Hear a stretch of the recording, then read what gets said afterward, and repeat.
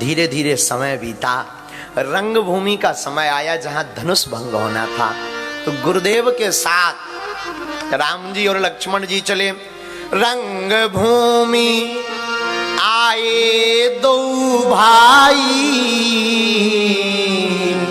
अस सुधि सब पुरवासन पाई। जैसे ही लोगों ने सुना राम जी रंगभूमि आ गए तो सारे नगरवासी दौड़े और दौड़े दौड़े सब चले सकल ग्रह काज विसारी।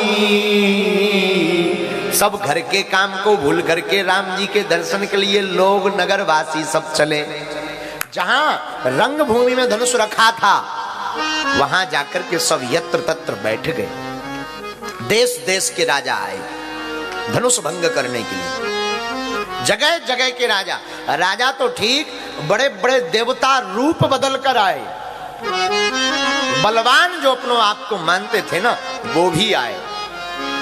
देखी जनक भीर भय भारी।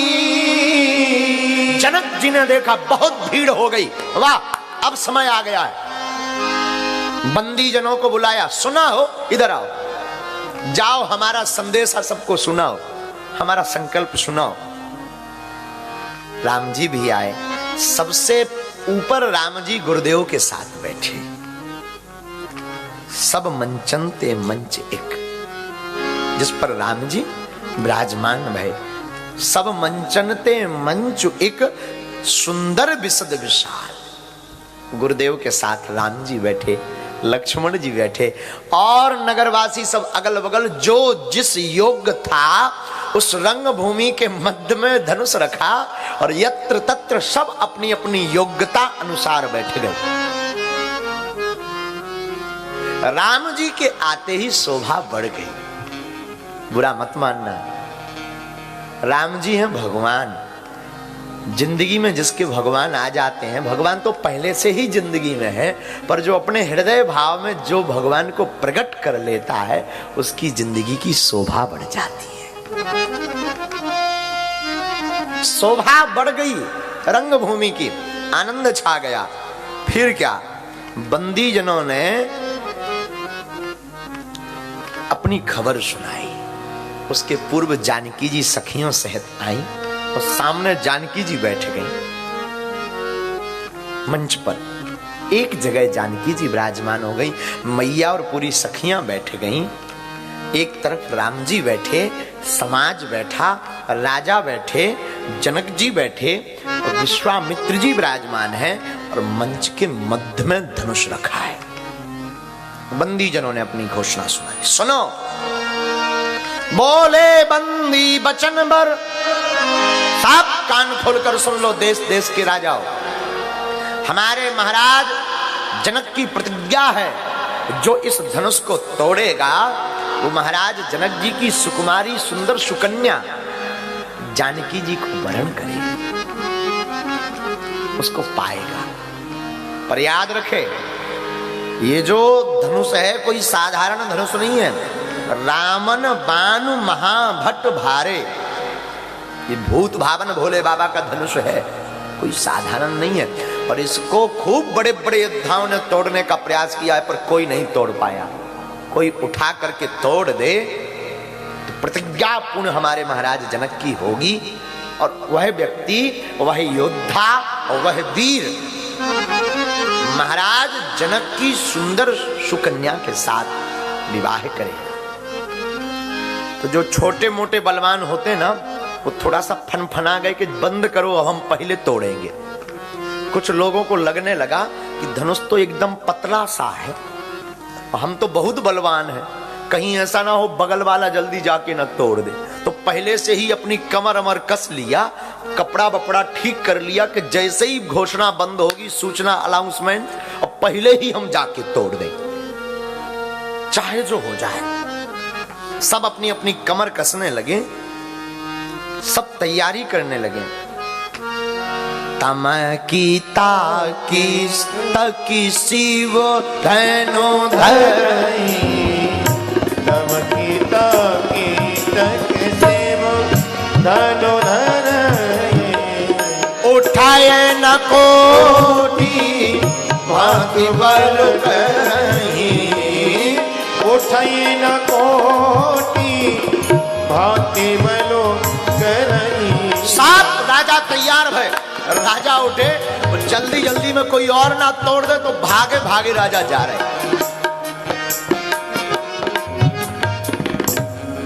और जाग करके देवताओं को, इष्ट देवताओं को बाद में नमन, पहले उठ गए, पहुंच गए, फिर इष्ट देवताओं को सिर नवाया। तो किसी ने कहा कि इष्ट देवताओं ने सहायता क्यों नहीं की? बोले इष्ट देवताओं ने सहायता इसलिए नहीं की कि एक राजा अपने इष्ट देवता को मना रहा था, गणेश जी को, कि हे गणेश भगवान, हम 5 किलो लड्डू चढ़ाएंगे मोदक वाले, ये धनुष टूट जाए। तो बाकी जो 9000 राजा थे उनमें से कुछ राजाओं के और गणेश जी इष्ट देवता थे, तो वो ये कह रहे थे कि हे गणेश भगवान, हम 10 किलो चढ़ाएंगे पर इससे न टूटे। अब गणेश जी इस दुविधा में हैं कि हम करें का, एक जनों की सुने कि बाकी जनों की सुने। तो सब अपने इष्ट देवताओं को प्रणाम करते।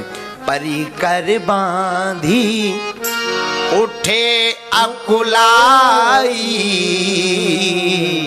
चले इष्ट देवन सिर नाई।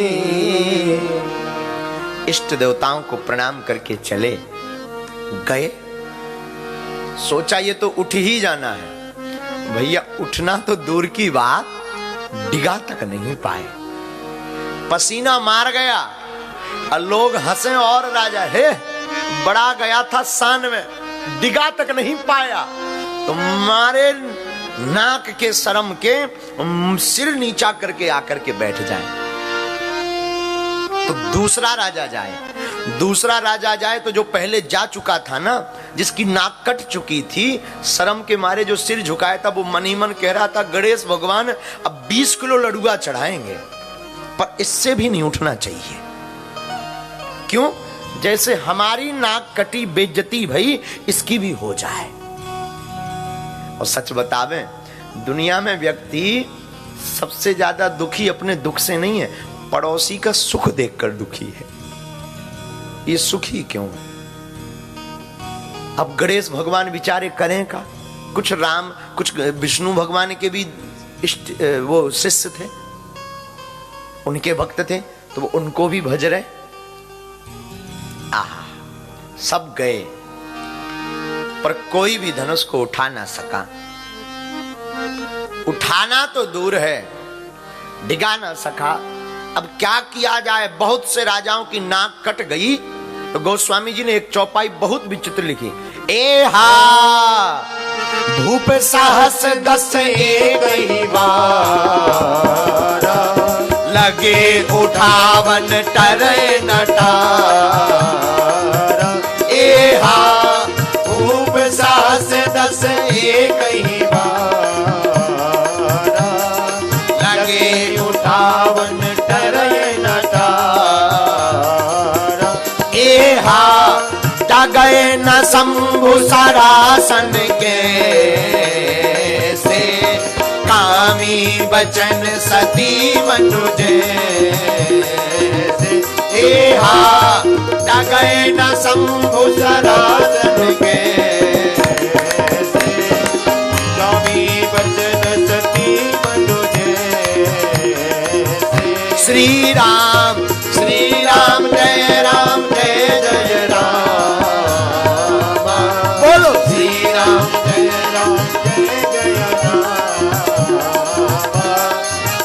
राम जय राम जय जय राम।